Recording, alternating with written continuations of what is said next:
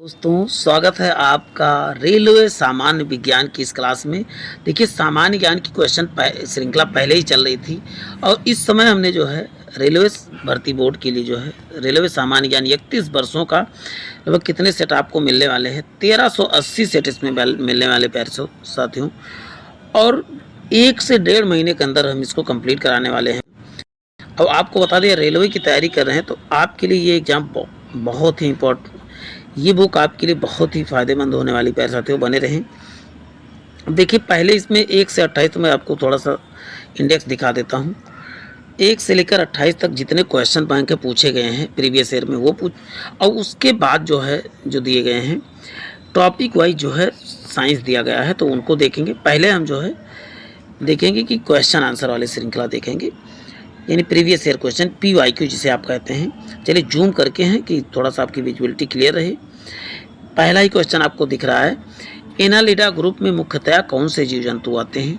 तो एनालिडा जीव में जो आते हैं जोक आते हैं, केचुआ आते हैं। केचुआ मतलब जिसमें रीढ़ की हड्डी नहीं आती है, अपने केचुआ टाइप होते हैं लगभग, वो सब एनालिडा जीव के होते हैं। आर्थ्रोपोडा का मुख्यतः कौन कौन से जंतु आते हैं? तो आर्थ्रोपोडा में तिलचट्टा आते हैं, मच्छर आते हैं, खटमल आते हैं और मक्खी। ये सब क्या आते हैं आपको बताओगे, ये आर्थ्रोपोडा। तो ऐसे टाइप के क्वेश्चन आपको मिलने वाले प्यारे साथियों। आर्थ्रोपोडा के क्यों आप बताओगे?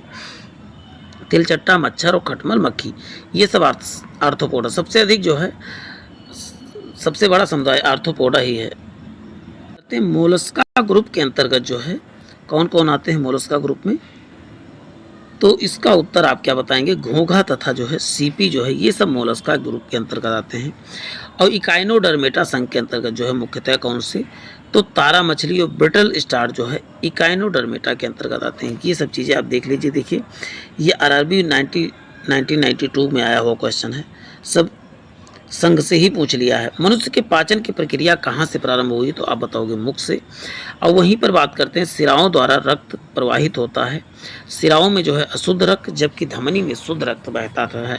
देखिए यहाँ पर धमनी में क्या कहा गया? शुद्ध रक्त बहता है। कौन सा विटामिन जो है जल में घुलनशील है? तो जल में BC है। और वहीं पर बात करते हैं वसा में कौन सा? तो वसा में कीड़ा याद कर लीजिए, KEDA, ये जो है वसा में घुलनशील है और जल में BC। सोडियम का कार्य क्या होता है पूछा जाएगा? तो रक्त दाब को नियंत्रित करने में सहायक होता है तथा जल का संकुचन बनाए रखने में कौन? तो आप बताओ सोडियम ही है। अब चेन्नई 1992 का दूसरा पेपर हम देखने वाले RRB चेन्नई का। पोटेशियम का कार्य क्या है? पोटेशियम का कार्य क्या है? तो आप बताओगे हृदय की धड़कन तथा नाड़ी संस्थान के कार्यों को संचालित करना। अब यही आपने अभी किसका सोडियम का कार्य देखा, रक्त दाब को क्या करता है। जब सोडियम कहेंगे तो अब क्या BP को जो है कंट्रोल करने में सहायक है, और जब पोटेशियम कहेंगे तो हृदय की धड़कन एवं जो है नाड़ी संस्थान को जो कार्यों को संचालित करता है। अब क्वेश्चन देखिए, ग्लूकोज जो है बिना ऑक्सीजन की उपस्थिति के मांसपेशियों की प्रतिक्रिया करता है। तो लैक्टिक अम्ल में जो है ग्लूकोज जो है लैक्टिक अम्ल के कारण जो है ग्लूकोज जो है मांसपेशियों की प्रतिक्रिया करता है। यदि कहें कि किसके कारण से थकावट महसूस होती है तो आप बताओगे लैक्टिक अम्ल के कारण से। और ग्लूकोज बिना ऑक्सीजन की उपस्थिति में जो है बैक्टीरिया या ईस्ट की प्रतिक्रिया करता है। तो इथाइल अल्कोहल के कारण जो है कहते हैं कि ग्लूकोज बिना ऑक्सीजन की उपस्थिति में बैक्टीरिया तथा ईस्ट से प्रतिक्रिया कर लेता है इथाइल अल्कोहल में। ऑक्सीजन की उपस्थिति के कारण ग्लूकोज की प्रतिक्रिया होती है तो क्या बनता है? तो आप बताओगे कार्बन डाइऑक्साइड तथा जल का निर्माण होता है। ऑक्सीजन की उपस्थिति में ग्लूकोज से प्रतिक्रिया जब होती है तो आप बताओगे CO2 प्लस जो है H2O का निर्माण होता है। एनालिडा में उत्सर्जन जो है किस उत्सर्जी अंग के द्वारा होता है? नेफ्रेडिया के द्वारा होता है। मूत्र का pH मान कितना होता है? बताओ 6 या 6.4 होता है। और वहीं पर बात करते हैं बहस्रावी और अंतःस्रावी दोनों प्रकार की ग्रंथि है। कौन सी ग्रंथि बहस्रावी अंतःस्रावी दोनों है?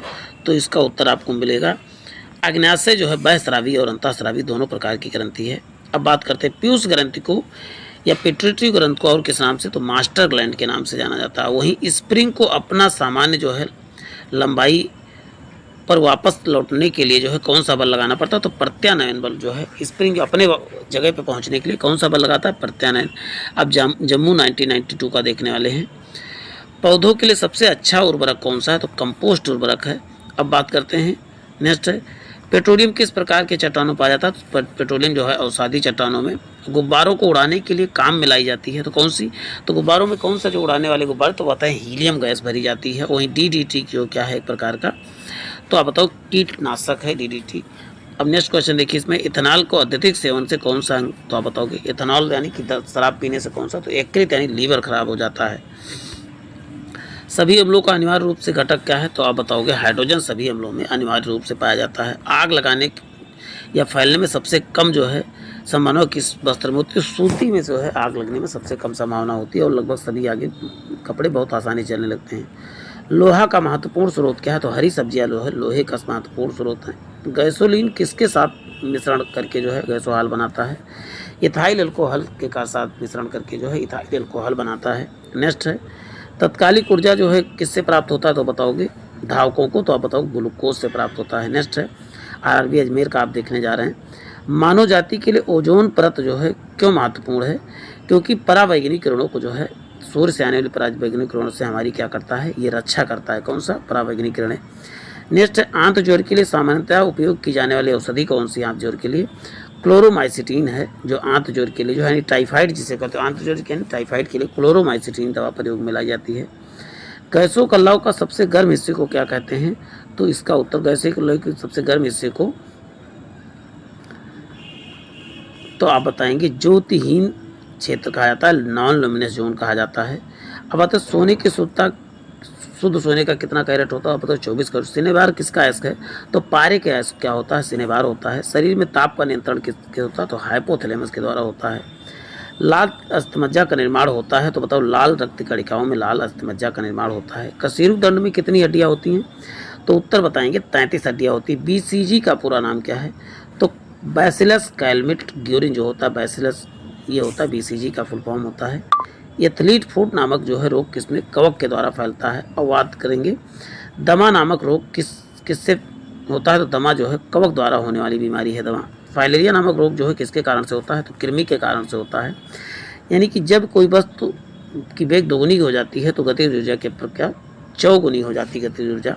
अब बात करते हैं आरआरबी कोलकाता के बारे में। सूत्र कणिका को अन्य किस नाम से जाना जाता है, तो सूत्र कणिका को माइट्रोकांडिया के नाम से जाना जाता है। वहीं वट वृक्ष पादपों के किस वर्ग में आता है, तो आवृत बीजी पौधा है क्या वट वृक्ष। अब बात करते हैं फ्लेम ऑफ द फॉरेस्ट जो है का अर्थ होता है ऐसे पेड़ों से भरा वन जो पतझड़ में फूलते हैं और लाल फूल बिखेरते हैं, ये क्या कहलाते हैं, फ्लेम ऑफ द फॉरेस्ट कहलाते हैं। यानी कहते हैं कि ऐसे पेड़ों जब पतझड़ में इनको फूल लगती है और लाल फूल बिखेरते हैं, ये क्या कहलाते हैं, फ्लेम ऑफ द फॉरेस्ट कहा जाता है। कि कितना बेहतरीन क्वेश्चन है। पेंसिलिन किससे बनता है, तो आप बताएंगे पेंसिलिन जो है कवक से बनता है।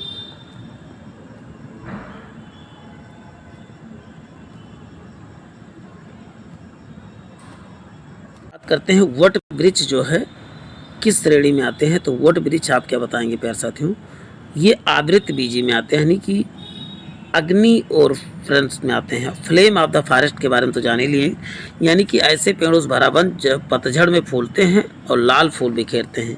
पेंसिलिन किसके, तो कवक के।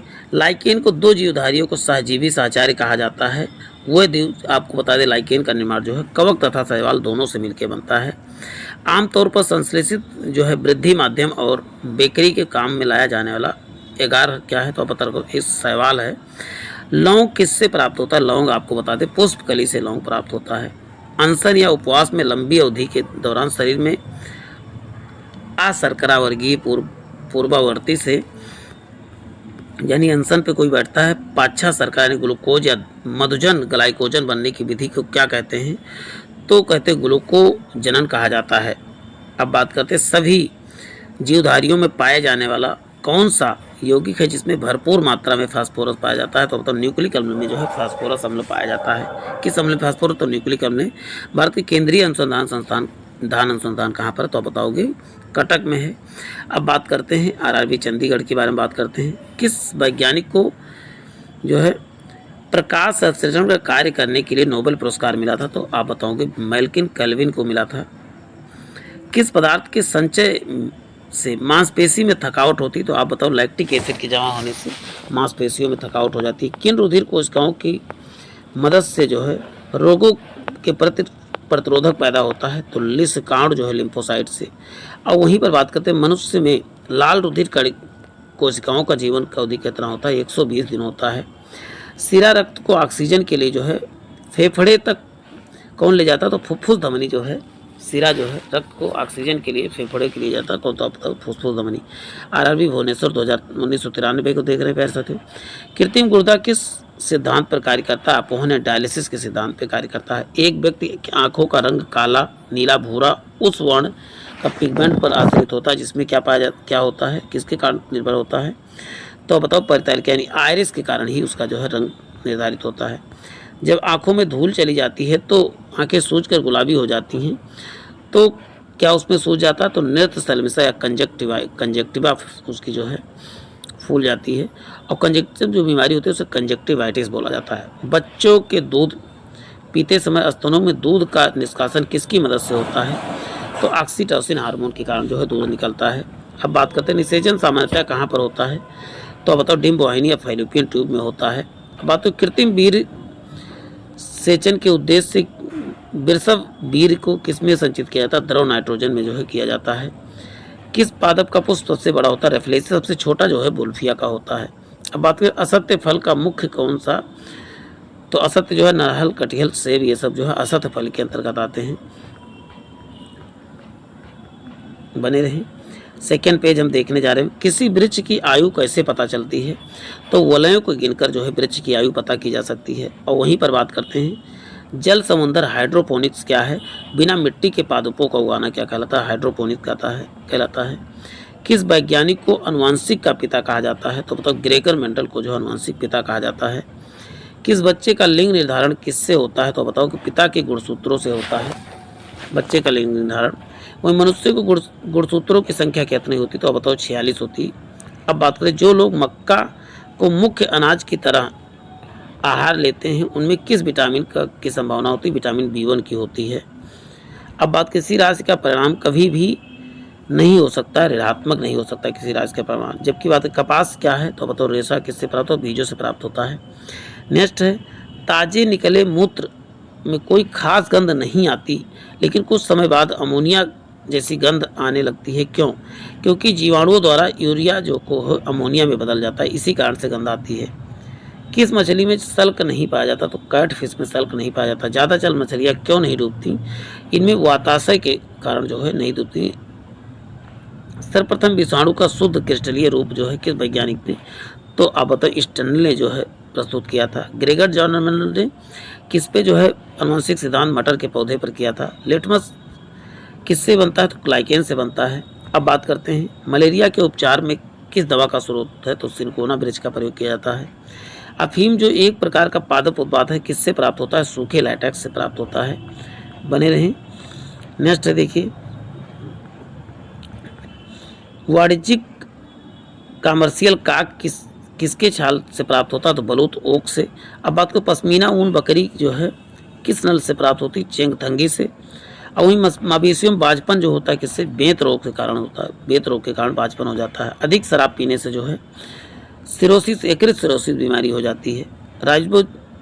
राइबोसोम जो है किसका कार्य? प्रोटीन संश्लेषण का कार्य करता है राइबोसोम। अब बात करते मरुस्थल में उगने वाले को क्या बोलते हैं? मरुदभिद कहा जाता है यानी जीरोफाइट कहा जाता है। अरबी कोलोकाता देख रहे हैं प्यारे साथियों। अब बात करते हैं भोपाल 1984 में गैस त्रासदी मिथाइल एसोसाइनेट मिक गैस रिसाव हुआ था। भैंस की नस्लें कौन कौन से? तो आप बताएंगे कौन कौन सी नस्लें हैं? मुर्रा है, सुरती है, भदवाड़ी, जाफराबादी और महसाना है। अब वहीं पर देखिए केंद्रीय बकरी अनुसंधान संस्थान कहाँ है? तो उत्तर प्रदेश के मथुरा के पास मखदून में जो है बकरी अनुसंधान संस्थान है। राष्ट्रीय ऊँट संस्थान बीकापुर राजस्थान में। दालचीनी वृक्षों के छाल से प्राप्त होती है। मसालों की रानी किसे कहा जाता है? तो इलायची को। फूलों का राजा एंथ्रोपोलॉजी। अब बात करते हैं नेक्स्ट पेडोलॉजी में किसका अध्ययन करते हैं? तो मिट्टी का अध्ययन। सिस्टेमा नेचुरी किसकी पुस्तक? कार्ल लिनियस की है। अब बात करते हैं देखिए त्रिवेंद्रम का है। दूध से दही बनने जमाने वाला लैक्टोबैसिलस है। विषाणु में क्या होता है? न्यूक्लिक एसिड तथा प्रोटीन के बने होते हैं विषाणु। जंतुओं में होने वाला फ्लूट एंड माउथ बीमारी जो होता है विषाणु के कारण होता है। और किस शैवाल में क्या आयोडीन पाया जाता है? तो बताओ लेमिनोरिया में। अब आपको होता है 2 पेज मैंने करवा दी, 1 पेज आपको पढ़ना है और उसके साथ साथ नेक्स्ट में हम 1-1 घंटे का वीडियो लाएंगे। लगभग 30 दिन में इस पूरे साइंस को कंप्लीट करा देंगे। तो एक ये पूरा आप पढ़ लीजिए, इसको रोक के 1 पेज आप पढ़ लेंगे और नेक्स्ट में जो है हम मिलेंगे आज के लिए इतना ही, फिर मिलते हैं। जय हिंद, जय भारत। आप बुक नहीं खरीदेंगे तो 1 महीने के अंदर तब भी हम तैयारी करवा देंगे। 2 वीडियो डेली पड़ती है, एक साइंस की और एक जो है जीके की, और दोनों 1 से 1.5 महीने में कंप्लीट करा देंगे। तो प्यारे साथियों बने रहें। आज के लिए इतना ही, फिर मिलते हैं। जय हिंद, जय भारत।